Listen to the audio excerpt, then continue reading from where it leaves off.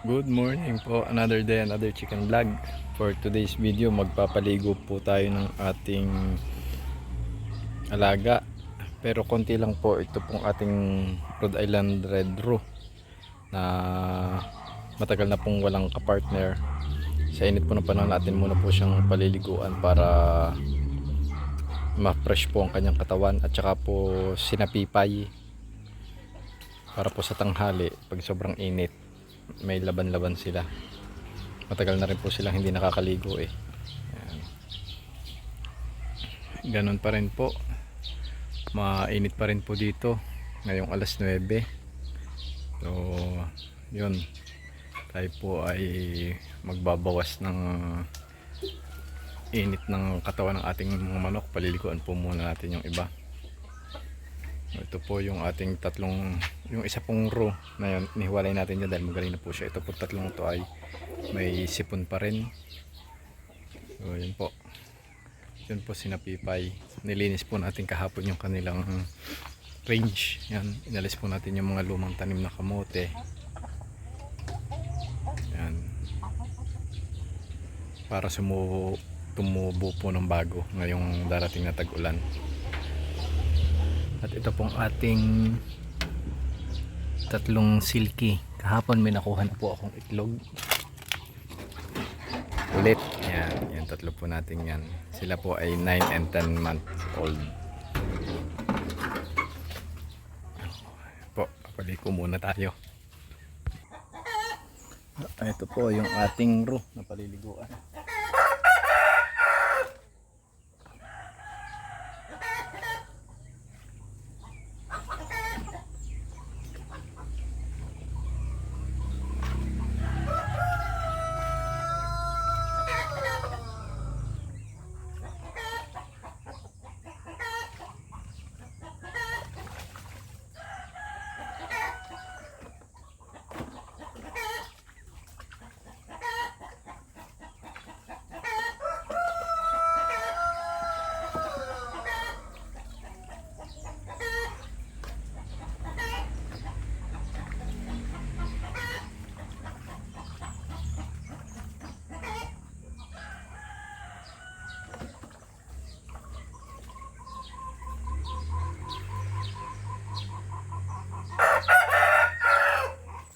Ating row ay currently nagmomolt na po.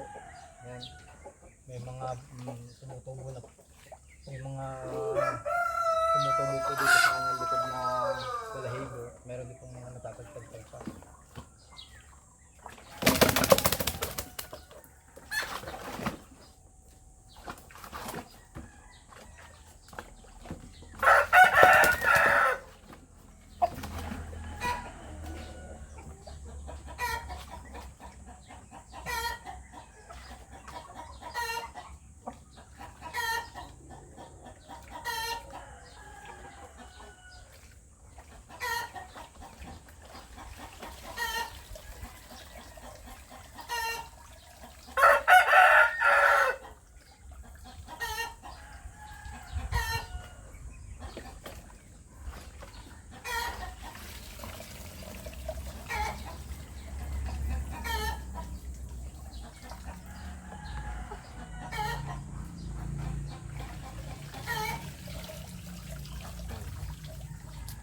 Hindi na po natin siya babalawan dahil yun po ang nakalagay sa instruction ng wash out. Hindi na po natin babalawan. Makikita nyo po, oh, meron po dito mga pinag-alisan ng balahibo. Yan po, makikita nyo. Yan. Nagmumold po siya. Yan. At tingnan nyo po ang kanyang paadilaw na may parang sunog na mais. Yan po ang isa sa karakteristik ng Rhode Island Red. Yan. Lalo na po yung mga show type. Yan, ganyan po.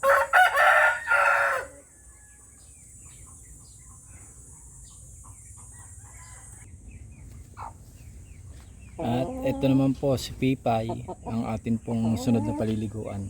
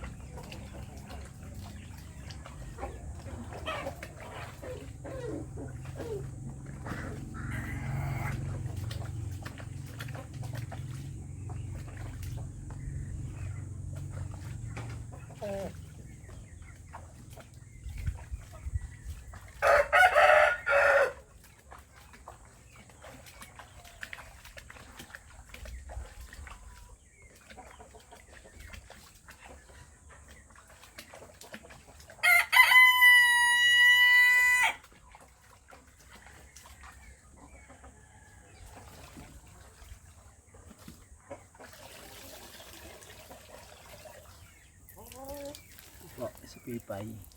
Kita niyo po, hindi po siya nagpupumiglas. Napakabait po ni Pipay. Kunin po natin yung isa. Ito po yung isa po nating Pipay.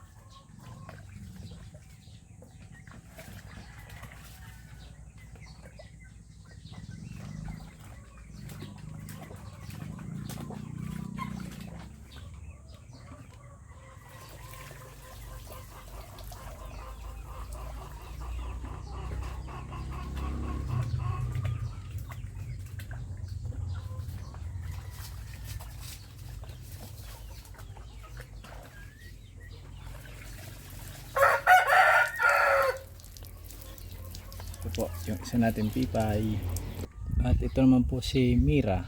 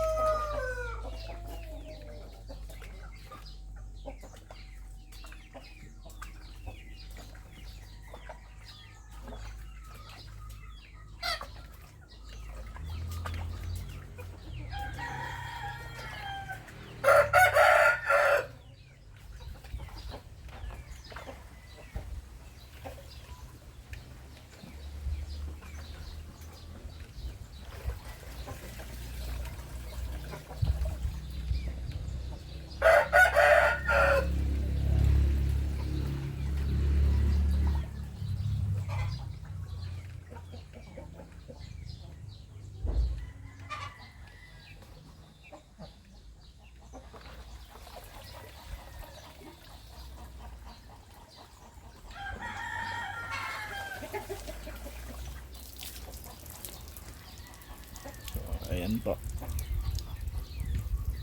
So, ayan po mga kaibigan, ang atin pong pinaliguang manok ngayon ay 4 lang.